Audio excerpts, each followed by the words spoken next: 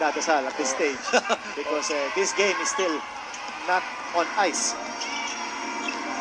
Asaytono. Over Cordillera. Wala. At dinukot ni... At nakuha pa ng San Miguel. Nakuha pa ng San Miguel. Ayan ang tinatawag natin ng breaks. Yes, exactly. Ito, Samboy naman. Dumudubol tingnan sila kay Samboy. Pumunta sa kanan. Lumayabo! Samboy Lim is down on the floor. He's down on the floor. His teammates are checking if he's all right, and he is all right. He gets up. Samboy Lim. Ayan ang tinatawag natin na splitting the double team. At ang ginawa niya, instead of going in between, he went to the right. That's his favorite side. At kulang na naman ang help defense. Strutters going to Babilonia. Ipit nang mawala sa pwesto itong si Babilonia. Alvarez against Rosella. Lamang sila ng 10 puntos po ang San Miguel Beer. Samboy. Isolation. Hindi niya magawa yung crossover pa kaliwa. So he takes the fade away. Yes, Samboy Lim. He's on fire. Well, a lot of the locals of San Miguel Beer playing heads up. Samboy, 11 points this quarter para sa San Miguel.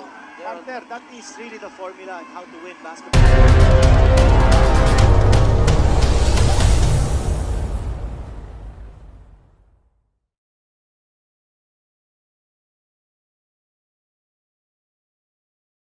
Siya ay isang Filipino professional basketball player na kilala sa kanyang mahusay na paglalaro sa court.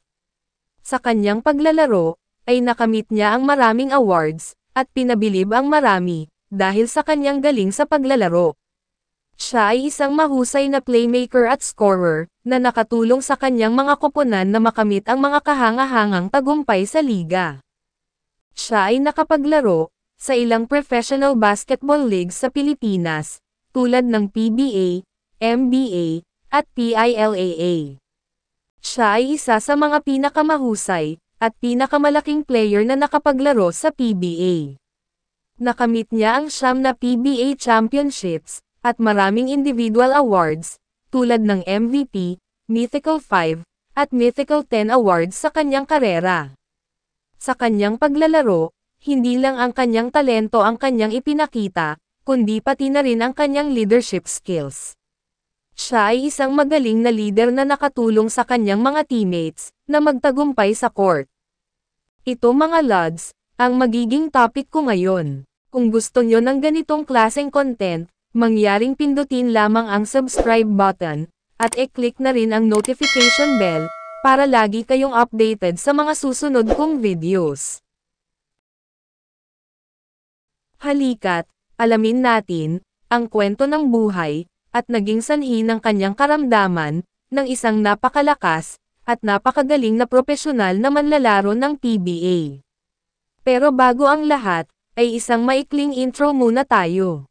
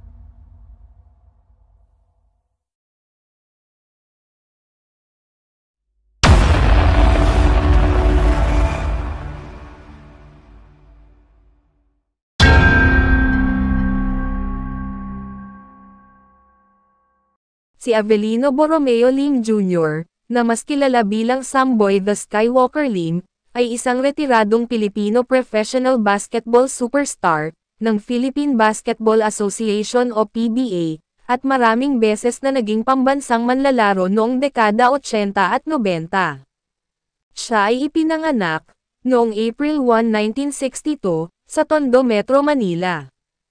Si Samboy Lim, ay naging asawa ni Darlene Maria Berberabe, ang dating CEO, ng Home Development Mutual Fund, na kilala rin bilang Pag-ibig Fund, at isa ring UP professorial lecturer. Subalit, nagkahiwalay din sila.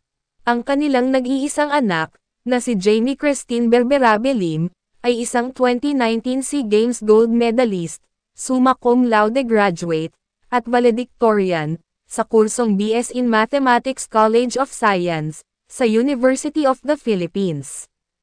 Ang buhay ni Samboy Lim, ay puno ng tagumpay at kahirapan.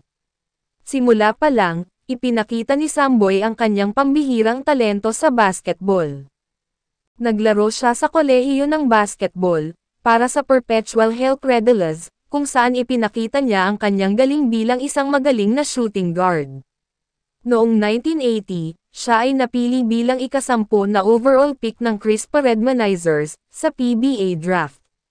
Mula doon, nagsimula ang kanyang propesyonal na karera sa basketball. Sa loob ng 12 taon na kanyang karera sa PBA, si Samboy ay napabilang sa mga sikat na koponan tulad ng San Miguel Beermen, at Ginebra San Miguel. Siya ay kilalang kilabot ng court dahil sa kanyang bilis, talino at lakas. Ipinamalas niya ang kanyang kakayahan sa pamamagitan ng pagkakaroon ng pambihirang antas ng scoring at depensa.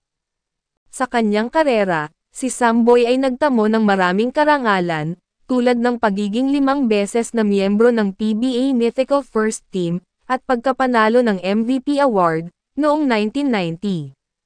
Isa rin siya sa mga pinakamahusay na manlalaro ng bansa, na nagrepresente sa Pilipinas sa iba't ibang internasyonal na mga kompetisyon.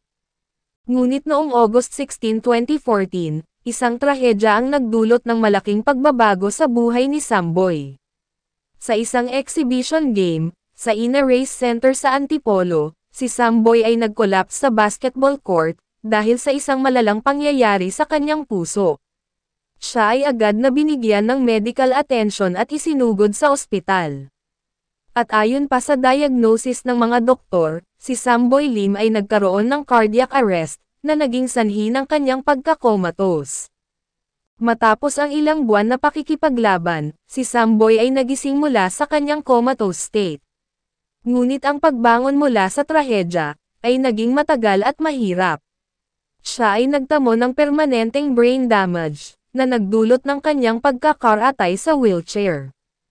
Sa kabila ng kanyang kondisyon, si Samboy ay patuloy na ibinabahagi ang kanyang mga karanasan, at inspirasyon sa mga taong nakakasalamuhan niya.